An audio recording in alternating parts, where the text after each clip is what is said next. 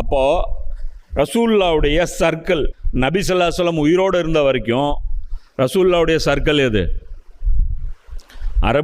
அரபு தீபகற்பம். எந்த மக்கள்லாம் அரபி பேசுனாங்களோ அவங்க எல்லாருமே ரசூலுல்லாவுடைய சர்க்கிள். அப்போ நபி ஸல்லல்லாஹு அலைஹி வஸல்லம் அவர்கள் இஸ்லாத்தை தீனாக கொண்டு போனாங்க. மொத்தமாக எது வரைக்கும் கொண்டு போனாங்க? அரபு தீபகற்பம் முழுமைக்கும் கொண்டு போயிட்டாங்க. இப்போ இன்னைக்கு கணக்குக்கு சொல்லப்போனால் சவுதி அரேபியா, சரியா, சவுதி அரேபியா, யமன், UAE, யுனைடெட் அரபு எமிரேட்ஸ் இருக்குல்ல, அது அங்கேருந்து ஒட்டுமொத்த அந்த ஜோன்லேயும் இது எடுத்தீங்கன்னா டோட்டல் அரபு ரீஜன் இதெல்லாமே முறிஞ்சிருச்சு. இப்போ இன்றைக்கி பொறுத்த சரி, இது நபி ஸல்லல்லாஹு அலைஹி வஸல்லம் கடைசியாக மரணிக்கிற தருவாய் வரைக்கும். அதுக்கப்புறம் இந்த சர்க்கிள் பெருசாகிட்டே போச்சு. ரசூலுல்லாஹ் என்ன பண்ணாங்க? ஹஜ்ஜத்துல் விதால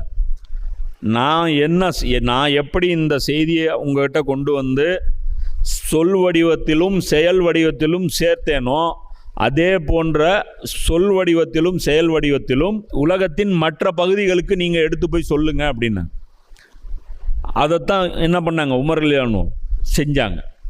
சொல் வடிவம் செயல் வடிவம்னு நான் சொல்கிறேன்ல, அது புரிஞ்சுக்கோ எப்படின்ட்டு.